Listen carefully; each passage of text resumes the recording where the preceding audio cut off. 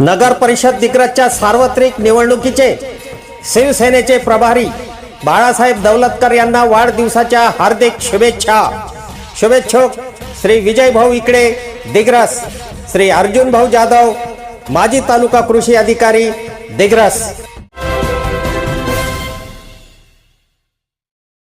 नमस्कार, मी सुरेश चिरडे, आपण पाहतात महाराष्ट्र 24 न्यूज।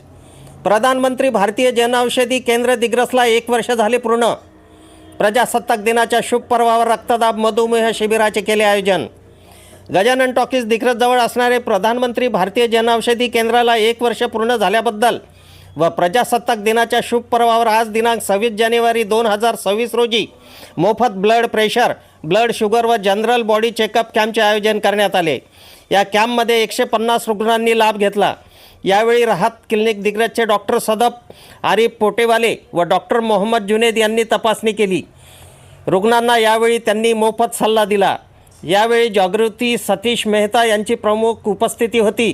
तर या कार्यक्रमाच्या आयोजनांमध्ये प्रधानमंत्री जनऔषधीची संपूर्ण टीम कार्यरत होती। आमच्या पुढील बातम्याच्या अपडेट पाहण्याकरिता आत्ताच आमच्या चॅनलला सबस्क्राईब करा व बेल आयकॉनवरती क्लिक करा।